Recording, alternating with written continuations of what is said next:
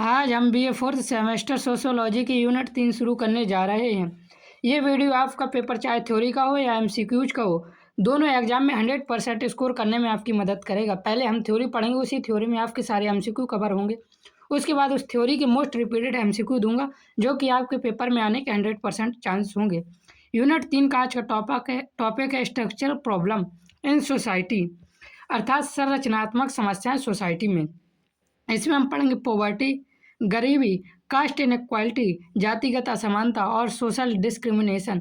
फिर हम religious, ethnic और रीजनल प्रॉब्लम, अर्थात धार्मिक, जातीय एवं क्षेत्रीय समस्याओं के बारे में, माइनॉरिटीज के बारे में, बैकवर्ड क्लास यानी के बारे में और दलित्स के बारे में इस यूनिट में पढ़ेंगे। तो चलिए बिना देरी के आज की यूनिट शुरू करते हैं।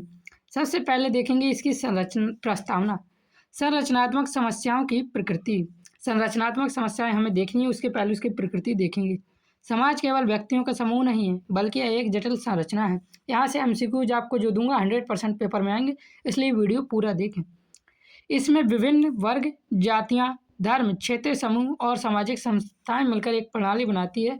इस संरचना में संसाधनों, अवसरों और प्रतिष्ठा का वितरण समान नहीं होता है। इसी से असमानता उत्पन्न होती है। जब ये असमानता स्थायी और गहरी हो जाती हैं, तो उन्हें संरचनात्मक समस्याएं कहते हैं। तो हमने जाना संरचनात्मक समस्याएं क्या हैं। जब संसाधनों, अवसरों और प्रतिष्ठा का वितरण समान नहीं होता और असमानता उत्पन्न हो जाती है, तो इसी को ही संरचनात्मक समस्याएं कहते हैं। एमसीक्यूज कैसे आपके पूछे जाएंगे वो सब देखेंगे, अभी टेंशन न लीजिए। संरचनात्मक समस्याओं की विशेषता यह है कि किसी व्यक्ति की गलती नहीं, बल्कि पूरे सामाजिक ढांचे की देन होती है। इसलिए इनका समाधान भी व्यक्तिगत स्तर पर नहीं, बल्कि सामाजिक और नीतिगत स्तर पर ही संभव होता है। ये हमारी इंट्रोडक्शन कंप्लीट हुआ। अब यहाँ से क्वेश्चन पूछे जाते हैं। गरीबी एक बहुआयामी सामाजिक समस्याएं हैं। अब हम इसे बिल्कुल अच्छे से पढ़ेंगे। आपका एक एक एमसीक्यू कैसे आएगा ये सब बताते चलेंगे। गरीबी को केवल आर्थिक समस्या मानना गलत है। समाजशास्त्री दृष्टिकोण से गरीबी एक बहुआयामी समस्या है, जिसमें आय की कमी के साथ साथ शिक्षा, स्वास्थ्य, पोषण और जीवन स्तर की कमी भी शामिल होती है। अर्थात इसके कहने का मतलब है, गरीबी केवल आर्थिक स्थिति से नहीं, शिक्षा से, स्वास्थ्य से और पोषण और जीवन स्तर की कमी में शामिल होता है। इसलिए इसे क्या कहते हैं? बहुआयामी समस्या कहते हैं। तो क्वेश्चन आपका एमसीक्यूज में पूछा जाएगा, गरीबी में शामिल नहीं है। ऑप्शन दे दिया जाएगा शिक्षा, स्वास्थ्य, पोषण और खेल। तो खेल नहीं होगा, ये तीनों चीज़ें गरीबी में शामिल हैं। अब गरीबी के दो मुख्य रूप होते हैं। कौन कौन से होते हैं? एक पूर्ण गरीबी और एक सापेक्ष गरीबी। यहाँ दोनों जगह से क्वेश्चन पूछे जाते हैं। पूर्ण गरीबी का अर्थ है व्यक्ति अपनी न्यूनतम आवश्यकताओं जैसे भोजन, वस्त्र और आवास की पूर्ति भी नहीं कर पा रहा, तो उसे पूर्ण गरीबी बोलेंगे। तो एमसीक्यू में आपसे पूछा जाएगा, भोजन, वस्त्र और आवास की पूर्ति न करने वाले व्यक्ति को पूर्ण गरीब कहेंगे या सापेक्ष गरीब? तो याद रखना, पूर्ण गरीब कहेंगे। दूसरी और सापेक्ष गरीबी क्या है? तो सापेक्ष गरीबी से क्वेश्चन ज़्यादा आता है। अन्य लोगों की तुलना में आर्थिक रूप से पिछड़ा हुआ होना, अर्थात हमारे समाज में जो लोग रह रहे हैं उनसे बहुत ज़्यादा पिछड़ा हुआ होना सापेक्ष गरीबी कहलाता है। अब देखिए, जो सबसे ज़्यादा इंपॉर्टेंट क्वेश्चन है वो यहाँ से पूछे जाते हैं। जैसे 1962 में योजना आयोग ने पहली बार गरीबी रेखा तय की, तो इस तरीके से भारत में गरीबी रेखा का निर्धारण उपभोग व्यय के आधार पर होता है। अर्थात उपभोक्ता कितना अपना व्यय करता है, इस आधार पर भारत में गरीबी रेखा का निर्धारण होता है। 1962 में योजना आयोग ने पहली बार गरीबी रेखा तय की। तो भारत में गरीबी रेखा पहली बार कब तय हुई? तो याद रखना 1962 में। मोस्ट इंपॉर्टेंट एमसीक्यू है। बाद में तेंदुलकर समिति ने गरीबी मापन के तरीके में बदलाव किया। तो गरीबी मापन के तरीके में किसने बदलाव किया? तो तेंदुलकर समिति 2009 में जो बनी थी उसने बदलाव किया और इसे अधिक यथार्थवादी बनाया। तो दो एमसीक्यू याद रखना, 1962 में गरीबी रेखा तय हुई और 2009 में तेंदुलकर समिति बनी जिसने गरीबी मापन के तरीके में बदलाव किया था। गरीबी मापन में कैलोरी मानदंड का उपयोग भी किया जाता है, जिसमें ग्रामीण क्षेत्रों के लिए 2400 कैलोरी और शहरी क्षेत्रों के लिए 2100 कैलोरी निर्धारित की गई। अर्थात एक व्यक्ति यदि ग्रामीण क्षेत्र में रहता है तो उसे 2400 कैलोरी की पूर्ति होनी चाहिए और शहर में रहता है तो 2100 कैलोरी की पूर्ति होनी चाहिए। लेकिन आधुनिक समय में MPI यानी मल्टी डेसिमल पॉवर्टी इंडेक्स का उपयोग किया जाता है, जिसमें स्वास्थ्य, शिक्षा और जीवन स्तर को शामिल किया जाता है। तो आधुनिक समय में गरीबी को कैसे नापा जाता है? तो MPI का उपयोग करके नापा जाता है, जिसमें स्वास्थ्य, शिक्षा और जीवन स्तर को शामिल किया जाता है। अब आगे देखिए, गरीबी कारणों को समझने के लिए रैगनर, नेकर्स का विशियस सर्कल ऑफ प्रायोरिटी महत्वपूर्ण है। तो विशियस सर्कल प्रायोरिटी क्या है? यह एक तरह का चक्र होता है। तो इसके लिए समझने के लिए किसने किया था? तो याद रखना, रैगनर नर्कस ने किया था। इस अनुसार गरीबी एक चक्र की तरह काम करती है। कम आय से कम बचत होती है। यदि आप कम आय करेंगे तो आपकी बचत कम होगी, जिससे निवेश कम होता है। निवेश कम होगा तो आप उससे फिर आय भी कम होगी। देखिए क्या होता है गरीबी चक्र, जैसे आपने कम आय की तो आप क्या करेंगे? कम बचत करेंगे। जब आप कम बचत करेंगे तो कम निवेश करेंगे, और जब कम निवेश करेंगे तो फिर आपकी आय क्या होगी? फिर से कम होगी। तो ये चक्र की तरह गरीबी एक काम करती है। यह किसने कहा था? तो रैगनर नर्कसे ने कहा था। ये इंपॉर्टेंट एमसीक्यू है, याद रखना, पेपर में आने के बहुत ज़्यादा चांस है, तो ये याद रख लेना। फिर गरीबी के अन्य कारणों में बेरोजगारी, अशिक्षा और संसाधनों का असमान वितरण और ग्रामीण से शहरी क्षेत्रों की ओर प्रवासन शामिल है। शहरी क्षेत्रों में बढ़ती झुग्गी इसी का परिणाम है। सरकार ने गरीब उन्मूलन के लिए कई योजनाएं लागू की, जैसे मनरेगा 2005, आपने बहुत नाम सुना होगा। तो याद रखना, मनरेगा योजना कब लागू की गई थी? तो 2005 में। सार्वजनिक वितरण प्रणाली, अन्य योजना और एनआरएलएम क्या होता है ये देखेंगे। लेकिन जब तक आर्थिक विकास के साथ साथ सामाजिक समानता नहीं होगी, तब तक गरीबी भी पूरी तरह से समाप्त नहीं होगी। अब देखिए यहाँ से जो इम्पोर्टेंट एमसीक्यू पूछे जाते हैं वो देखते हैं। बहुत सारे इंपॉर्टेंट क्वेश्चन है, लेकिन मैंने यहाँ पे मोस्ट रिपीटेड ली हुई है। बाकी आप थ्योरी से अच्छे से पढ़ें। बिल्कुल, गरीबी किस प्रकार की समस्या है? ये क्वेश्चन इस बार किसी ना किसी यूनिवर्सिटीज़ में आएगा ही। यदि 4 यूनिवर्सिटीज़ में पेपर होता है तो एक में आएगा। गरीबी बहुआयामी समस्या, ये मैंने आपको बताया था। अब यहाँ से देखिए दूसरा रिपीटेड क्वेश्चन जो है वह सबसे ज़्यादा है। पूर्ण गरीबी का अर्थ क्या है? न्यूनतम आवश्यकताओं की पूर्ति ना होना पूर्ण गरीबी का अर्थ है। ये भी मैं आपको बता चुका हूँ। फिर यहाँ से तीसरा रिपीटेड क्वेश्चन है, वह है सापेक्ष गरीबी किस पर आधारित होती है? भोजन पर, समाज में तुलना पर आधारित यह होती है। याद रखना, भारत में गरीबी रेखा पहली बार कब निर्धारित की गई? ये क्वेश्चन 100% आपके एग्जाम में आएगा। हर यूनिवर्सिटीज़ में लगभग आया था। तो भारत में गरीबी रेखा 1962 में पहली बार निर्धारित की गई थी। फिर दूसरा क्वेश्चन है हमारा इसी से, तेंदुलकर समिति कब बनी थी? तो तेंदुलकर समिति मैंने आपको बताया था 2009 में बनी थी भारत में। फिर यहाँ से देखिए ये एक नियम था जो मैंने आपको बताया था, विशियस सर्कल ऑफ पॉवर्टी किसने दिया? अर्थात जो चक्र की तरह हमारा काम करता है, कम आय तो कम बचत तो कम निवेश, और कम निवेश तो फिर से कम आय। तो यह नियम किसने दिया था? तो इसका हमारा सही आंसर क्या हो जाएगा? नरकसे ने दिया था। अब आगे देखते हैं एमपीआई का पूरा नाम क्या है? तो एमपीआई का हमारा पूरा नाम है मल्टी डायमेंशनल पॉवर्टी इंडेक्स। ये मैंने आपको बताया था। तो ये बहुत ज़्यादा इंपॉर्टेंट क्वेश्चन जो गरीबी रेखा से आते हैं, बार बार रिपीट होते हैं, तो इनको तो बिल्कुल छोड़ने की गलती ना करना। जाति व्यवस्था सामाजिक असमानता का मूल है। भारत समाज में जाति व्यवस्था एक ऐसी प्रणाली है जिसमें व्यक्ति की सामाजिक स्थिति जन्म से निर्धारित होती है। यह एक बंद सामाजिक व्यवस्था है। जो जाति व्यवस्था कैसी व्यवस्था है? तो यह एक बंद सामाजिक व्यवस्था है जिसमें ऊपर उठने के अवसर सीमित होते हैं। जाति व्यवस्था प्रमुख विशेषता एंडोगैमी है, जिसमें व्यक्ति अपनी ही जाति में विवाह करता है। तो एंडोगैमी का मतलब क्या है? अपनी ही जाति में विवाह। तो जाति की प्रमुख विशेषता क्या है? एंडोगैमी है। इसके अलावा इसमें पेशागत विभाजन, सामाजिक अलगाव और ऊंच नीच की भावना होती है। जैसे कि उनका पेशागत विभाजन होता है, जैसे नाई बार काटेगा, लोहार लोहा पीटेगा, इस प्रकार से सामाजिक अलगाव होता है, ऊंच नीच भी होती है। यह है जातिगत व्यवस्था। जीएस गुरिया ने जाति की 6 प्रमुख विशेषताएं बताया है, जिसमें सामाजिक विभाजन, पदानुक्रम और धर्म मान्यताएं शामिल हैं। तो 6 कौन कौन सी? देखिए, पहली तो विभाजन है, जिसे हम खंडित सामाजिक विभाजन कहते हैं। फिर ऊंचा नीच यानी पदानुक्रम, ऊंच नीच का क्रम। फिर हमारा आता है धार्मिक मान्यताएं, तीसरी हो गई। भोजन और सामाजिक संपर्क पर प्रतिबंध, ये हो गई। और एक है व्यवसाय चुनने की स्वतंत्रता नहीं, और अंतर्विवाह। ये 6 विशेषताएं बताई हैं किसने? जीएस गुरिये ने। एमएन श्रीनिवास ने संस्कृतिकरण की अवधारणा दी। तो यहाँ से 2 इंपॉर्टेंट क्वेश्चन आपको मिल गए। जीएस गुरिये ने कितनी विशेषताएं बताई हैं? तो 6 प्रमुख विशेषताएं बताई हैं जाति की। और संस्कृतिकरण की अवधारणा किसने दी? तो एमएन श्रीनिवास ने दी है, ये याद रखना। जिसके अनुसार निम्न जातियां उच्च जातियों के रीति रिवाज अपनाकर अपनी स्थिति सुधारने का प्रयास करती हैं। तो किसके अनुसार? एस.एन. श्रीनिवास ने कहा है कि निम्न जातियां उच्च जातियों के रीति रिवाज अपनाकर अपनी स्थिति सुधारने का प्रयास करती हैं। लेकिन मेरा मानना है ये बिल्कुल नहीं। आप जिस भी जाति में, आप अपनी जाति का श्रेष्ठ काम कीजिए, अपना अच्छा काम कीजिए और अपना खुद सुधार कीजिए। बड़े लोगों का कॉपी बिल्कुल ना कीजिए, ये मेरा मानना है, बाकी आप लोगों की इच्छा।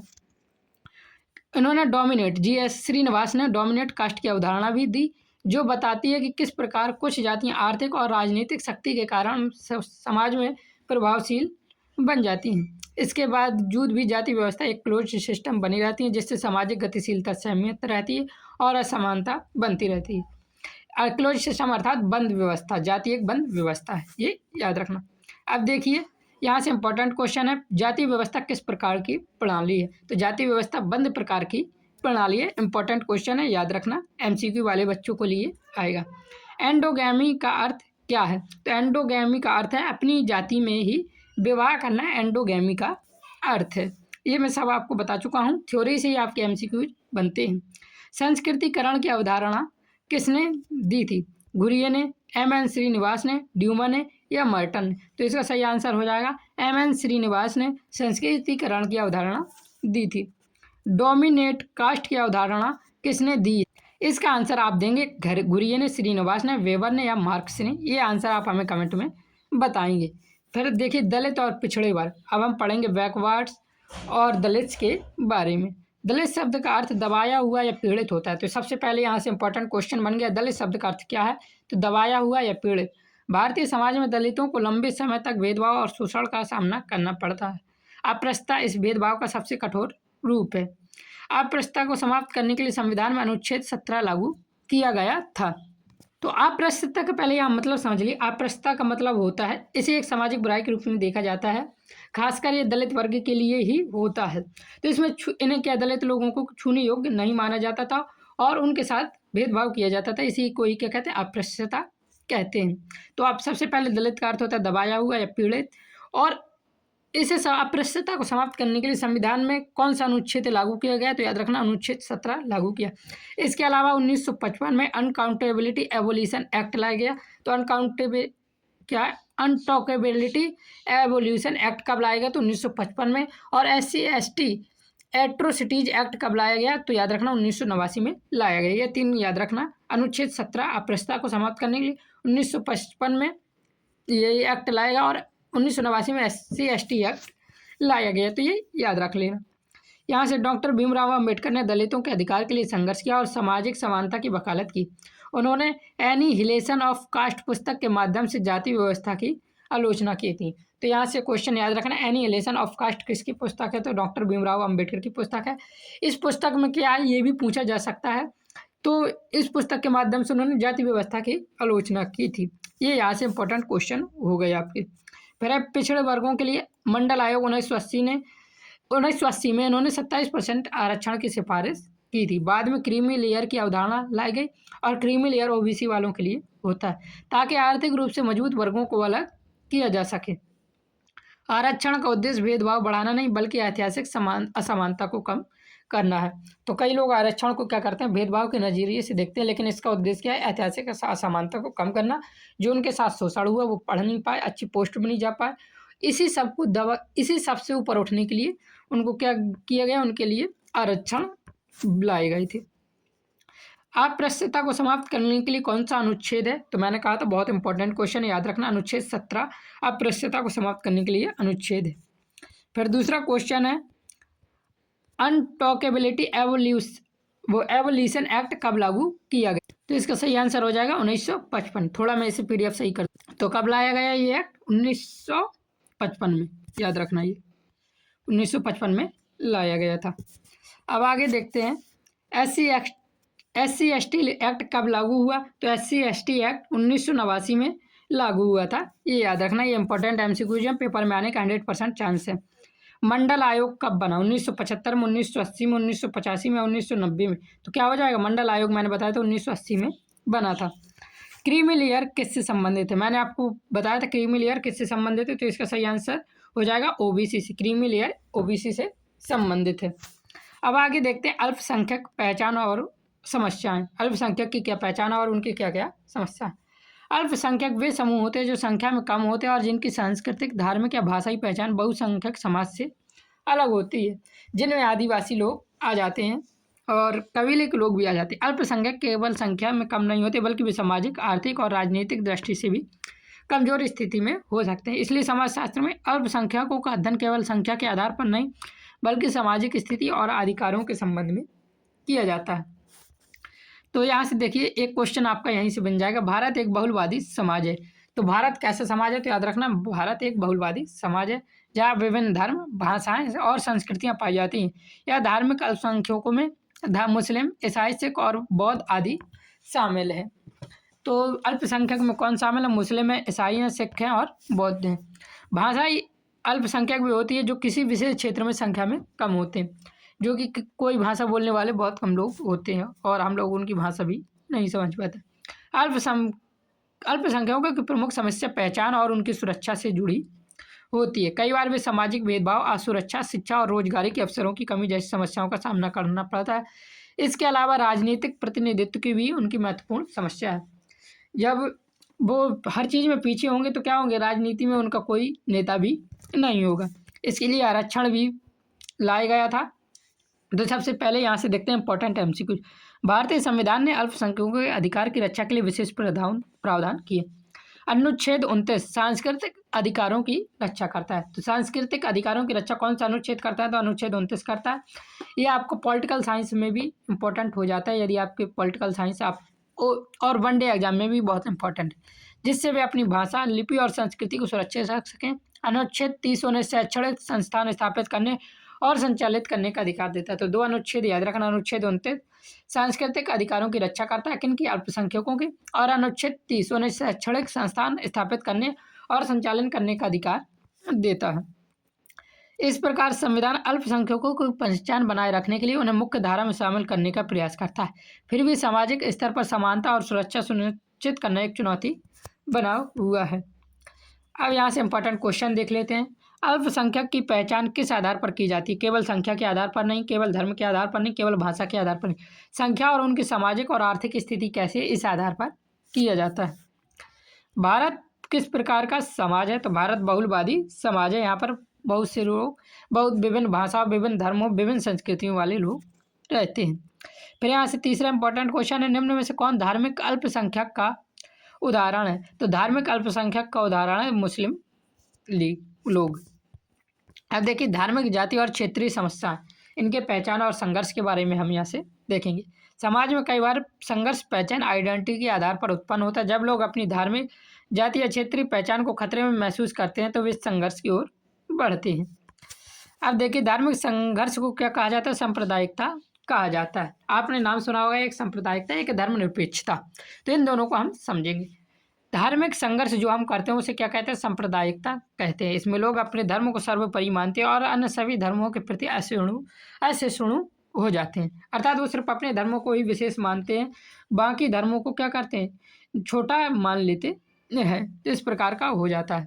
इसलिए हमें कभी भी किसी धर्म को छोटा नहीं मानना है। हमारा देश एक धर्मनिरपेक्ष देश है, सभी धर्मों के प्रति हमें सम्मान रखना है और किसी भी धर्म को नीचा नहीं दिखाना है। इससे समाज में तनाव और हिंसा उत्पन्न होती है। इसके विपरीत धर्मनिरपेक्षता का अर्थ है सभी धर्मों के प्रति समान सम्मान रखना और राज्य का किसी एक धर्म से जुड़ा ना होना। अब वीडियो लंबा हो जाएगा इसलिए मैंने यहाँ से एमसीक्यू लेना बंद कर दी, लेकिन मैं यहीं आपको बताता जाऊँगा कौन से इंपॉर्टेंट एमसीक्यू। जातीय संघर्ष तब होता है जब विभिन्न सांस्कृतिक समूह अपनी पहचान और परंपराओं की रक्षा के लिए संघर्ष करते हैं। यह संघर्ष भाषा, संस्कृति और इतिहास के आधार पर होता है, कई बार राजनीतिक रूप भी ले लेता है। फिर आती है क्षेत्रीय समस्याएं। असमान विकास के कारण उत्पन्न होती हैं। जब किसी क्षेत्र को लगता है प्राप्त संसाधन या अवसर नहीं मिल रहे तो वहाँ क्षेत्रवाद विकसित होता है। क्षेत्रीय समस्या, रीजनल प्रॉब्लम्स ऐसा है जैसे हमारे यहाँ कोई चीज़ का खनन होता है और उसका उत्पादन हमें कम मिलता है, अगले राज्यों को ज़्यादा मिलता है, तो हम क्या करते हैं? वहाँ पे हमें क्षेत्रवाद उत्पन्न हो जाता है। लेकिन हमें ऐसा नहीं करना चाहिए। जिस देश को उस चीज़ की ज़रूरत है वहाँ पहुँचना चाहिए। क्षेत्रवाद के कारण लोग अपने क्षेत्र के हित को प्राथमिकता देने लगते हैं। सॉन्स ऑफ सॉइल सिद्धांत इसी क्षेत्रवाद को दर्शाता है जिसमें लोग मानते हैं कि उनके क्षेत्र के संसाधनों पर पहला अधिकार उन्हीं का है। तो ये थोड़ा गलत हो जाता है। इन सभी समस्याओं का मूल कारण असमानता, संसाधनों का असमान वितरण और पहचान की राजनीति। तो यहाँ पर भी सरकार को अपने कदम उठाना चाहिए। असमान वितरण की जगह समान वितरण करना चाहिए सभी राज्यों को, और उनके राज्य, जिस राज्य से खनन कर रहे हैं उस राज्य पर भी थोड़ा ध्यान देना चाहिए। इन्हें दूर करने के लिए सहिष्णु, संवाद और समान विकास आवश्यक है। फिर आगे देखिए सामाजिक बहिष्कार और सामाजिक न्याय। सामाजिक बहिष्कार सोशल एक्सक्लूजन वह प्रक्रिया है जिसमें समाज के कुछ समूह को मुख्य धारा से अलग कर दिया गया है। ये समूह आर्थिक, सामाजिक और राजनीतिक अवसरों से वंचित रह जाते हैं। उदाहरण के लिए दलित, आदिवासी और गरीब वर्ग लंबे समय तक सामाजिक बहिष्कार का सामना करते रहे। सामाजिक बहिष्कार के कारण शिक्षा, रोजगार और स्वास्थ्य जैसी सुविधाओं से दूर रह जाते हैं, जिससे उनकी स्थिति और भी कमजोर हो जाती है। इसके विपरीत सामाजिक समावेशन का उद्देश्य इन समूहों को मुख्य धारा में शामिल करना है। तो याद रखना सामाजिक समावेशन का उद्देश्य क्या है? पिछड़े हुए समूह को मुख्य धारा में शामिल करना है। इसका मतलब है कि सभी लोगों को समान अवसर और संसाधन तक पहुंचाए जा सके। फिर बात आती है सोशल जस्टिस, सामाजिक न्याय। तो सामाजिक न्याय का अर्थ है समाज में समानता और न्याय स्थापित करना है। इसका उद्देश्य यह है सुनिश्चित करना है कि हर व्यक्ति को समान अवसर मिले और किसी के साथ भेदभाव न हो। इसी उद्देश्य से सरकार ने आरक्षण रिजर्वेशन की नीति अपनाई, जिसे सकारात्मक भेदभाव कहा जाता है। कुछ लोग आरक्षण को भेदभाव मानते हैं और आरक्षण को ही सकारात्मक भेदभाव कहा जाता है। आरक्षण मानते हैं भेदभाव है और है भी, लेकिन यह एक सकारात्मक भेदभाव है। यहाँ पे ऐसा भेदभाव नहीं किया जाता। इसका उद्देश्य उन वर्गों को विशेष अवसर देना जो ऐतिहासिक रूप से वंचित रहे हैं। तो अब उनको अवसर देना जरूरी है ताकि वो भी समाज के स्तर पर आ सकें। और पहले आपने उन लोगों के साथ जो शोषण किया उसे भूलना नहीं। दो आरक्षण को और किस नाम से जाना जाता है? तो सकारात्मक भेदभाव भी कहा जाता है, ये याद रखना। सामाजिक न्याय केवल कानूनों से नहीं बल्कि समाज की सोच और व्यवहार में बदलाव से ही संभव है। जब तक समाज में समानता और सम्मान की भावना विकसित नहीं होगी तब तक वास्तविक न्याय स्थापित नहीं हो सकता। इसलिए शिक्षा, समानता और सम्मान की भावना विकसित होना जरूरी है। इन्हीं सभी समस्याओं से स्पष्ट होता है कि समाज में असमानता गहरी और संरचनात्मक है। इसका समाधान केवल आर्थिक नीतियों से नहीं बल्कि सामाजिक न्याय, शिक्षा और समान अवसर से ही संभव है। इस प्रकार हमने आपकी यूनिट 3 भी कंप्लीट कर दी। जल्दी आपकी यूनिट 4 आएगी और PDF के लिए आप डिस्क्रिप्शन पर लिंक है टेलीग्राम का, आप वहाँ मैसेज कर सकते हैं और मेरी पहली वीडियो देख कर आ सकते हैं आपको PDF कैसे मिलेगा। तो वीडियो पसंद आया तो लाइक जरूर कर देना, चैनल पर नया है तो सब्सक्राइब जरूर करना। आपका 100% स्कोर होने वाला, आप सारी यूनिट पढ़ लेंगी। तो जय हिंद, जय भारत, राधे राधे।